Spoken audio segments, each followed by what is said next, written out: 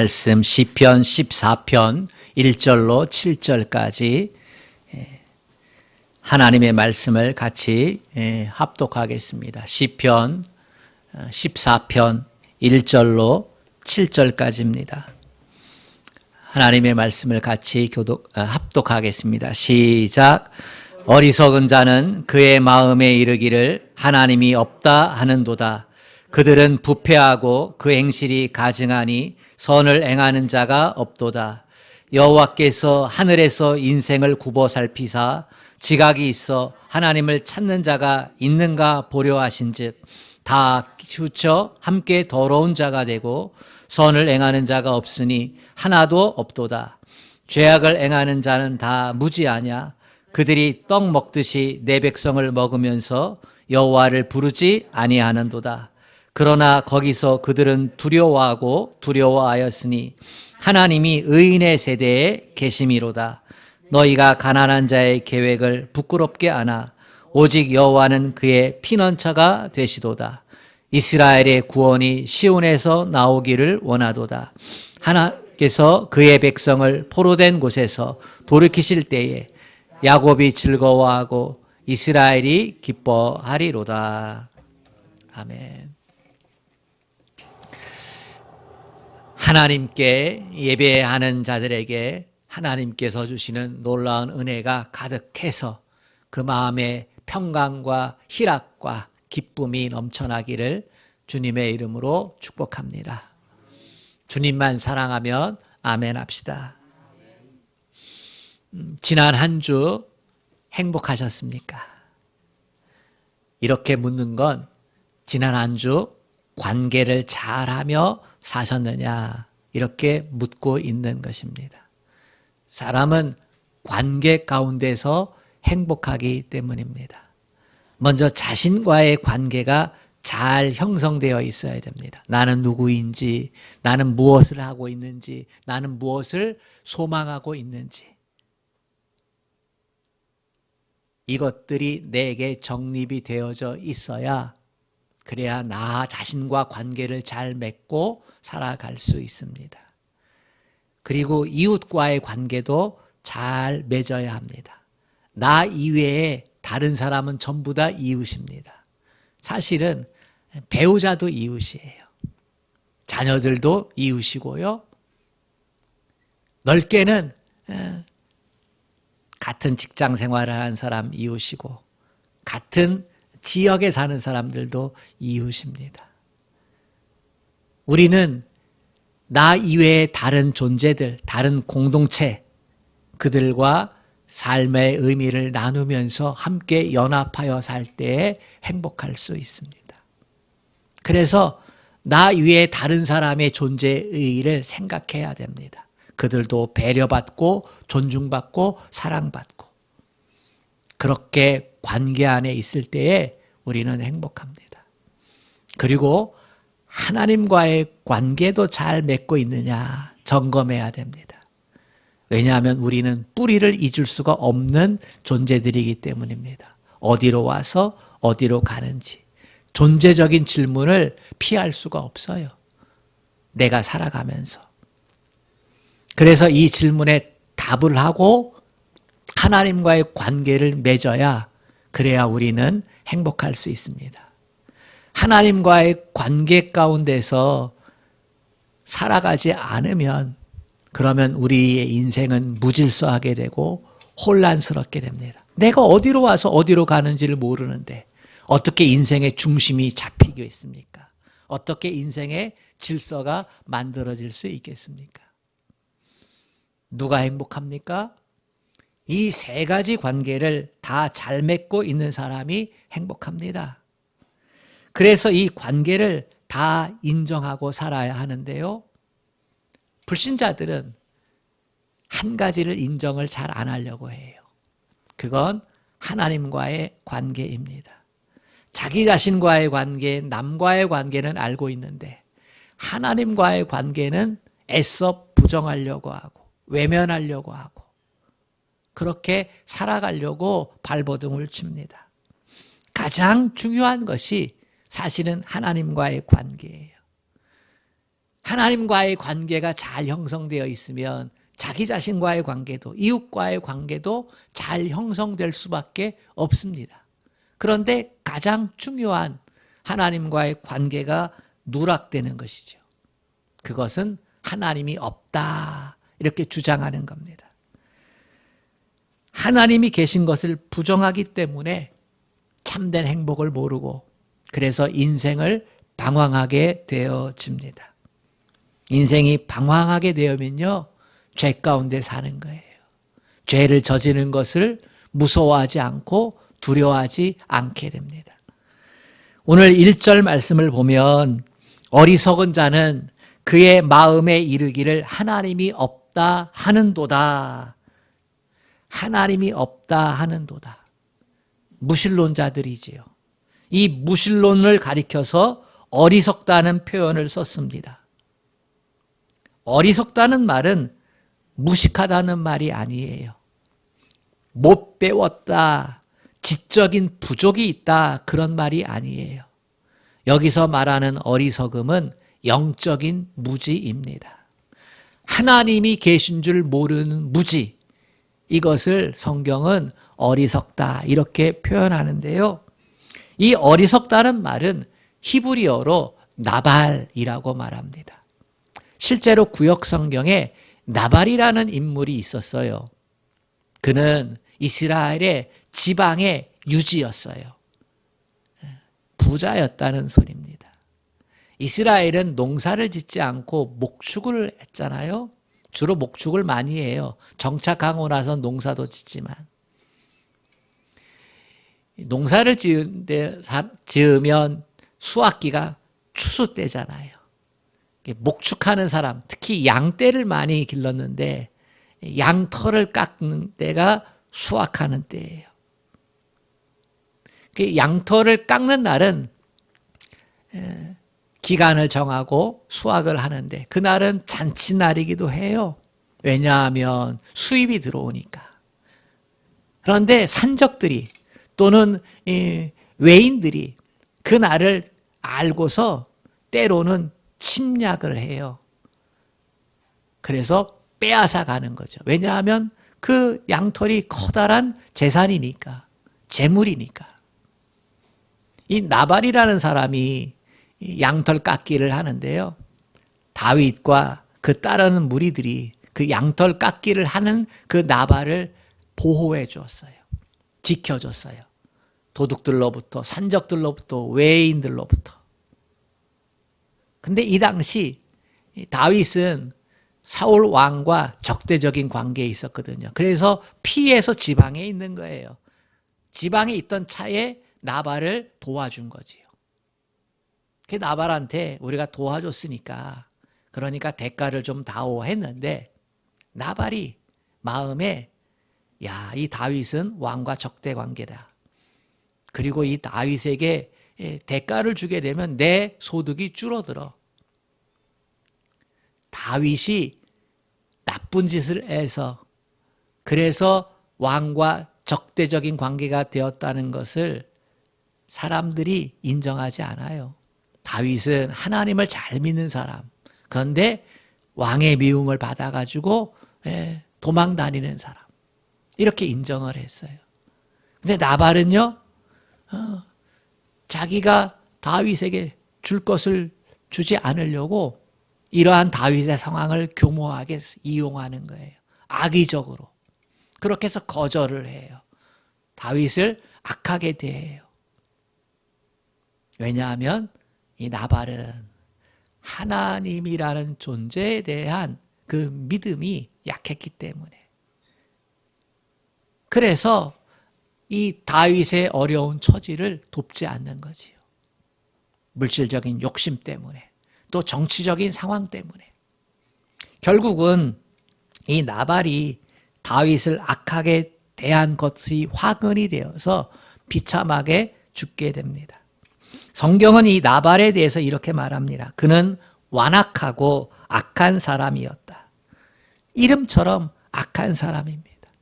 하나님을 인정하지 않고 하나님 없이 자기의 욕심과 욕망에 따라서 선택을 하는 사람. 나발이라는 말은 단순히 어리석다는 것뿐만이 아니라 악하다는 뜻을 동시에 갖고 있습니다. 그러면 구체적으로 무신론, 하나님이 없다 하는 것이 왜 악한 것이 되는가? 이게 왜 어리석음이 되는가? 오늘 본문을 통해서 살펴보고자 합니다. 첫 번째, 하나님이 없다 하는 무신론은 양심을 거스리는 죄악이 됩니다. 오늘 1절은 이렇게 시작하지요. 어리석은 자는 그 마음에 이르기를 하나님이 없다 하는도다. 어리석은 자는 자기 마음을 향해서 말하고 있는 거예요. 하나님이 없다. 하나님이 없다. 하나님이 없다. 자기 자신을 지금 설득하고 있는 것입니다. 왜 자기 마음과 싸우고 있습니까? 하나님이 없으면 없다고 그냥 믿고 살면 되지. 왜 자기의 마음을 하나님이 없어 이렇게 설득하고 있는 것입니까?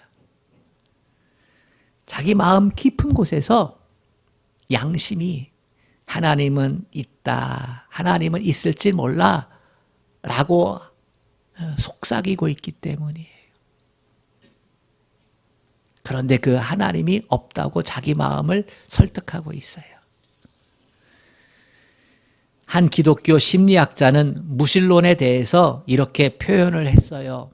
무신론자는 하나님이 없다고 믿는 사람이 아니다.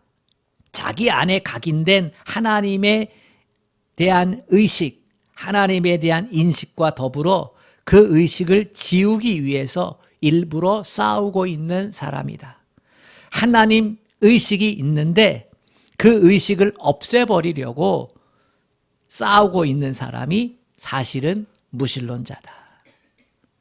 이 말의 핵심은요, 내 양심이 하나님이 계신 걸 알고 있는데 무슨 이유로 하나님이 없다라고 스스로에게 자기 자신을 설득하고 있다는 거예요. 무슨 이유로, 어떤 연유인지는 몰라도 하나님 없어 라고 자기 자신과 싸우고 있다는 거죠. 그게 무신론자라는 거예요. 유명한 철학자 니체가 그랬어요.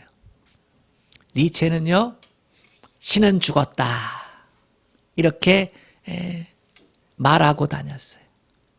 이 유명한 철학자가 신은 죽었다. 여기서의 신은 하나님이에요. 하나님은 죽었다. 평생토록 자기 철학적 사고를 가지고 신은 죽었다. 이걸 주장하면서 다녔어요. 그런데 그의 인생 말년에 그가 미쳤어요. 그래서 휘갈겨 쓴 글에 이런 내용이 있어요.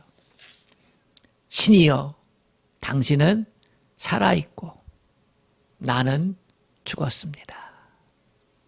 그가 하나님 없다, 신은 없다 그렇게 주장하면서 많은 사람들에게 인기를 얻고 그랬으면 행복하게 살아야 되는데 죽는 순간에 그 양심에 찔림을 받았어요. 그래서 자기 주장이 잘못된 걸 아는 것. 나는 불행한 전쟁을 했다는 거예요. 하나님은 계시는데 그걸 내가 인정하지 않았기 때문에 나는 죽었다. 그의 고백이에요. 미국의 무신론자들의 협회 회장을 지낸 매들린 오헤어라는 사람이 있어요. 미국은 무신론자들의 협회라는 조직도 있어요. 여기서 이 오헤어가 미국 공립학교에서 기도를 못하게 하는 기도 금지 운동을 벌였어요. 미국은 공립학교 대부분 기독교적인 가치관을 가지고 학교들이 세워졌기 때문에 학교에서 수업하기 전에 기도하고 그랬거든요. 근데 기도하지 못하게 하자. 법적으로 안 믿는 사람도 있는데 기도하는 건 잘못 아니냐. 그래가지고요. 기도 금지 운동을 벌였어요. 각 그 주를 돌아다니면서. 그래 미국 그 중부 지역의 어떤 도시에서 재판을 걸었는데요. 근데 이겼어요. 뜻하지 않게 이긴 거예요. 그래가지고 이 사람이 법정에서 오 마이 갓 하고 외쳤대요. 오 하나님, 당신이 도와주셨군요. 무신론자가 말이에요. 아이러니하잖아요. 그래가지고 기자가 그 다음날 신문에 이렇게 조크를 남겼어요. 무신론자가 하나님께 영광을 돌렸다. 이렇게요. 인간이 아무리 하나님을 자기 마음속에서 지워버리려고 해도 지울 수 없는 어떤 신의식이, 신인식이 우리 마음 바탕에 깔려 있습니다. 이것을 로마서 1장 20절에는 이렇게 표현을 해요. 하나님의 능력과 신성이 그 만드신 만물에 분명히 보여 알게 되나니 저희가 핑계치 못할지니라. 하나님이 창조하신 모든 만물에 하나님의 신성이 담겨 있다는 거예요. 핑계치 못한다는 거예요. 여러분, 자연 우주 만물을 보면서 어떤 생각을 해요? 경외감을 느끼잖아요. 와우, 어떻게 이런 생명이 존재할 수 있을까? 어떻게 이러한 생명력이, 어떠한 이러한 오묘함이, 창조의 오묘함이죠. 여러분, 어디 가서 힐링하세요? 요즘 최고의 힐링은요, 자연이에요. 도시 안에 생활이 얼마나 편해요? 도시 안에서 힐링할 수 있는 것들이 많아요. 수천만 원, 수십억, 수백억짜리 프로그램들이, 많은 편리한 시설들이 얼마나 많아요. 그런데요, 사람은 자연에 가서 힐링하는 걸 최고로 쳐요. 최고의 부자들은요, 자연을 찾아요. 들로, 산으로, 바다로. 저는 그런 생각을 했어요. 야, 왜 최고의 부자들은 자연에 가서 힐링을 할까? 자연이 신의 성품을, 신의 속성들을 담고 있기 때문에 그래요. 자기도 모르는 사이에 끌리는 거지요. 끌려요. 저도 정말로 쉬고 싶을 때는요, 자연으로, 산으로, 바다로. 거기 가면 하나님을 찬양할 수밖에 없어요. 참 좋구나. 참 좋구나. 이게 자연적인 감탄사예요. 참 좋구나. 그러면서 평안과 안식을 누려요. 저는 하나님을 믿기 때문에 자연에 가면요, 하나님이 더 사랑스러워. 내가 하나님의 창조물이 된 게 너무나 좋고 행복해요. 인간 안에 하나님의 신성이 담겨져 있어서 그래요. 우리 인간 안에 하나님의 속성들이, 신의 성품이 있는 거예요. 저는 그 중에 가장 일반적인 것 중에 하나가 양심이라고 생각해요. 양심법이 있어요. 우리 안에 하나님을 아는 증거들, 그것이 양심입니다. 양심이 어디서 나왔겠습니까? 흥미로운 것은 이 양심이라는 단어가 히라바에서 본래 두 가지 단어의 결합이라고 해요. 누구누구와 더불어 안다. 이게 양심이라는 거예요. 누구누구와 더불어 알아. 다시 말해 하나님과 더불어 아는 게 양심이에요. 양심에 찔린다. 네 양심이 알잖아. 이렇게 얘기하잖아요. 우리의 양심이 어떻게 알까요? 하나님과 더불어 알기 때문에 무엇이 선인지, 무엇이 악인지. 이거를 누가 알아요? 하나님이 내게 알려주는 거예요. 그래서 인류의 기본법이 양심법이에요. 자연법이에요. 거기서부터 지금 법 체계들이 다 만들어진 거예요. 임마누엘 칸트라고 하는 유명한 철학자가 이런 말을 했습니다. 저 하늘에는 무수히 많은 별들이 반짝이고 내 마음에는 양심이 빛나고 있다.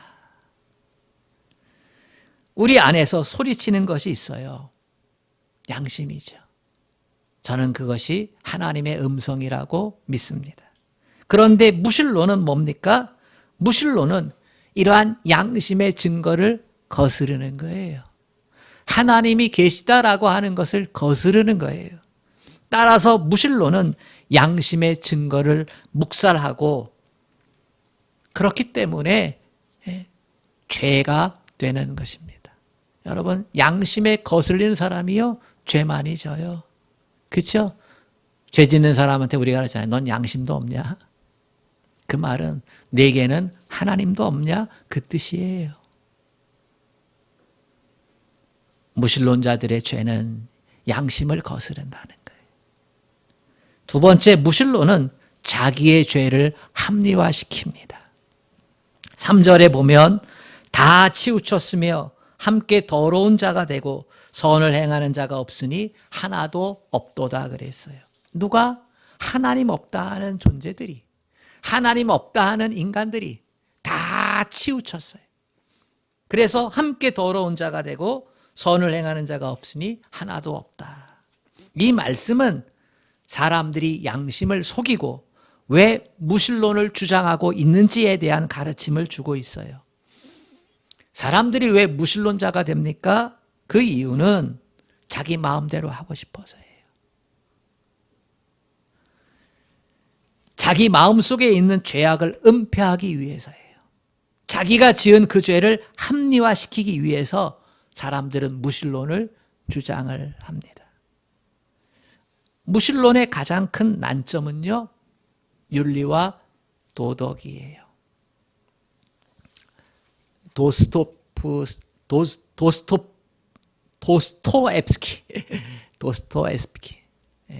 이 도스토옙스키가 남긴 아주 유명한 말 가운데 이런 말이 있어요. 만약 신이 존재하지 않는다면, 하나님이 존재하지 않는다면 사람은 무슨 일이라도 할 수가 있다.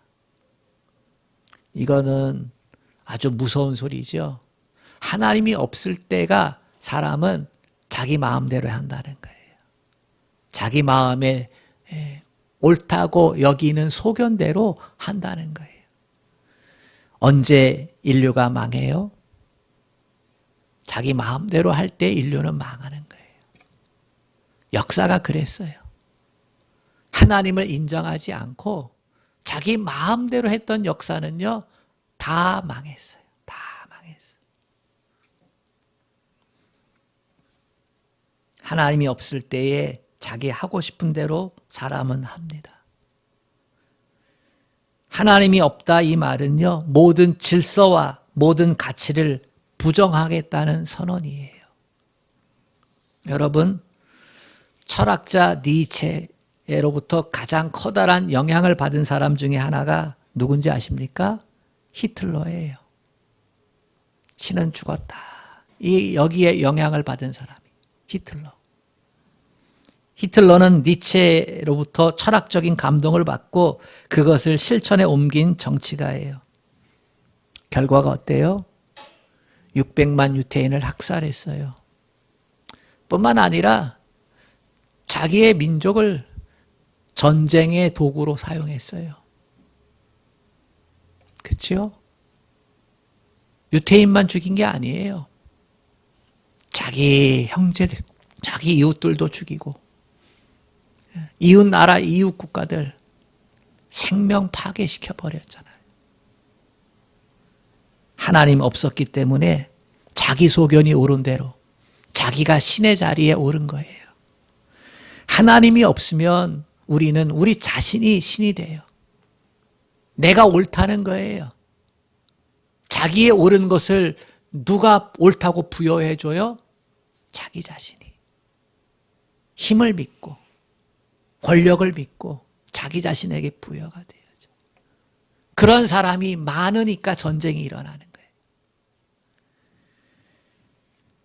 요즘 한국 사회의 윤리와 도덕의 문제가 공평과 정의의 문제가 화두잖아요. 공평과 정의로 새로운 정권이 탄생을 했는데 공평과 정의의 문제가 가장 힘든 문제가 되었어요. 여성들의 인권을 가장 귀하게 여겼던 서울시장이 그만 그 문제로 땅에 떨어졌지요. 동성애의 문제가 한국 사회의 커다란 화두지요. 이번에 서울시장 보궐선거에서도 동성애의 문제, 서울시에서 퀴어 축제 허락할 겁니까 말 겁니까? 나는 반대합니다. 나머지 사람들은 답을 안 해요. 가만히 있어요. 성경은요, 자기 마음대로 자기 소견대로 했던 그 모습들의 기준이 있어요. 그게 성적 타락이고 동성애예요. 하나님 없다 하는 사람들은 인권 존중에 대한 이야기를 꺼내지요. 동성애도 사랑의 한 종류라고. 그거 인정해 주자고. 남자와 남자, 여자와 여자. 근데 이건 창조 질서에 반하는 거예요. 거기에 생명의 잉태가 없어요. 거기에 생명에 대한 존중이 많지 않아요. 윤리와 도덕의 문제가 하나님께서 세우신 그 기준에 사람들이 세운 기준으로의 전이 현상이에요. 동성애의 문제는. 무신론자들은 생명을 소중히 여긴다 하면서 사랑을 소중히 여긴다 하면서 자신들의 주장과 유익을 위해서 죄를 합리화시키는 거예요. 인권이라고 하는 이 문제로 죄를 합리화시키고 있다. 스스로의 생명의 소중함, 하나님의 창조물이라는 사실을 잊어버리고 던져버리는 거죠. 자기의 죄를 합리화시키는 거예요. 이게 무신론자들의 특징입니다. 이것이 무서운 죄라는 사실을 그들은 알지 못해요. 세 번째로 무신론은 심판의 두려움에서 도피하는 죄악입니다. 무신론은 부도덕할 뿐만 아니라 그것은 무책임합니다. 창세기에 보면 아담과 하와가 죄를 짓고 나무 뒤로 숨잖아요. 하나님이 말씀하세요. 아담아, 아담아, 내가 어디 있느냐? 아담의 대답이 뭐예요? 내가 두려워서 숨었나이다. 그래요. 두려움이 그가 숨은 동기가 되는 거예요. 여러분, 죄를 짓고 나면 어디에 가요?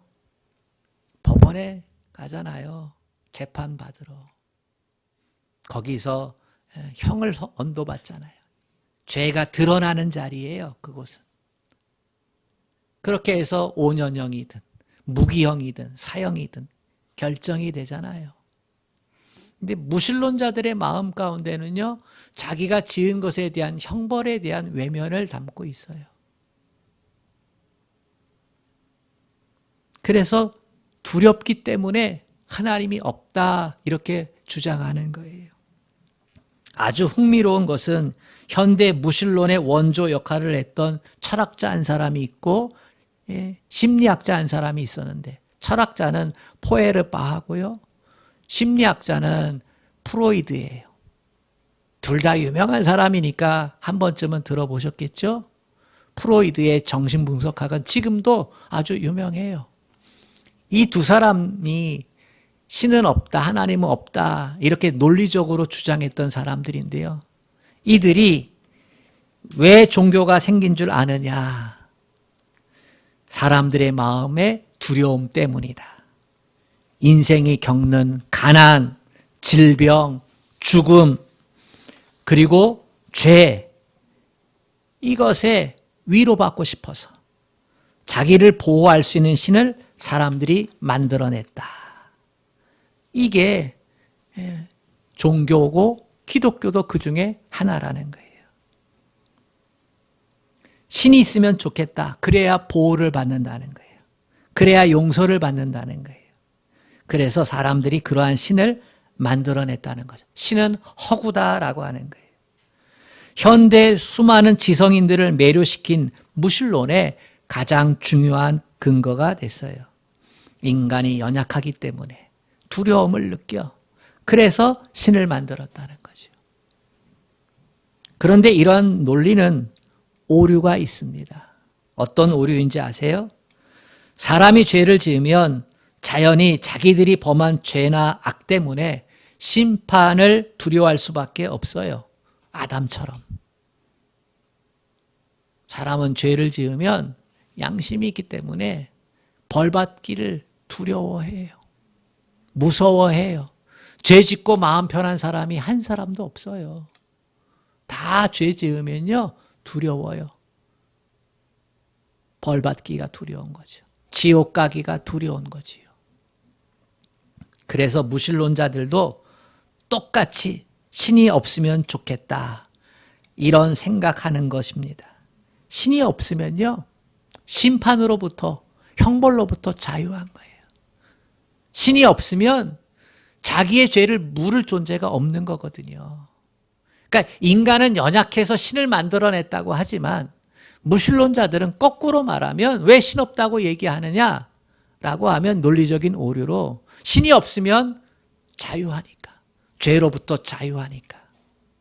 죄의 형벌로부터 자유해지니까 오히려 신이 없다 이렇게 주장하는 거예요.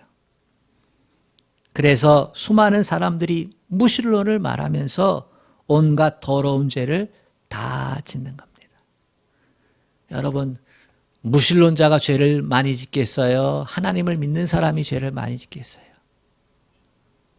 하나님 없는 사람이 죄를 더 많이 짓겠지요.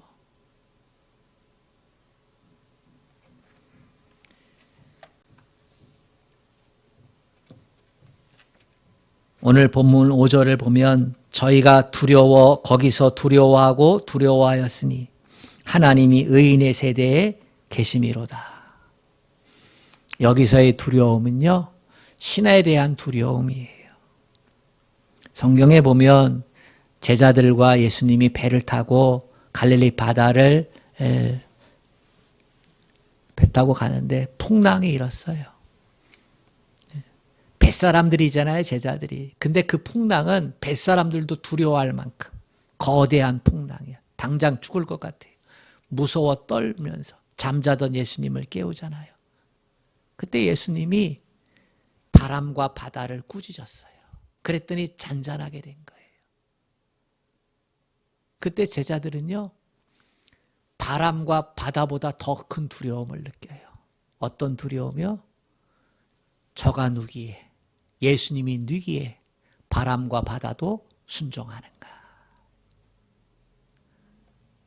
이것은 신에 대한 두려움이죠.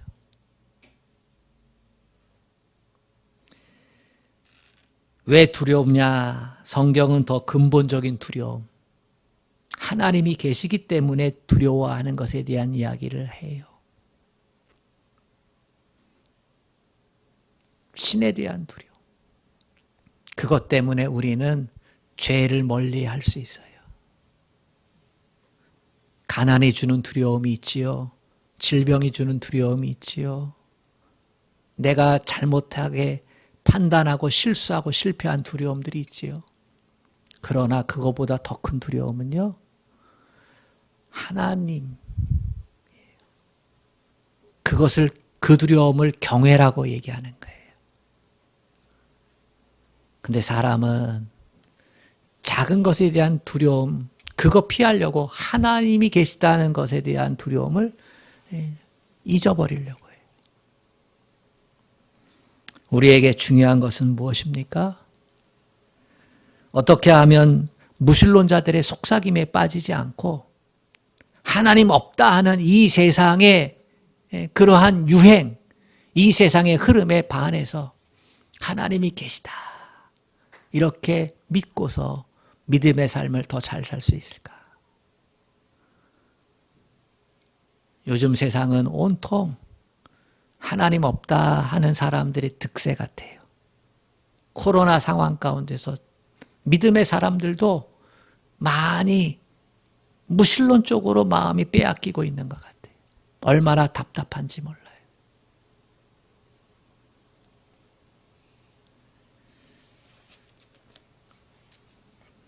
무신론에게서 벗어날 수 있는 유일한 방법은 아주 간단해요. 그건 하나님께 돌아오면 되는 거예요. 하나님을 인정하면 되는 거예요. 하나님을 향해서 발걸음을 돌이키고 마음을 돌이켜서 가난에 대한 두려움보다, 질병에 대한 두려움보다, 죽음에 대한 두려움보다 하나님을 인정하지 않는 게 훨씬 더 두렵다는 사실을 인정하고 돌아오면 되는 거예요.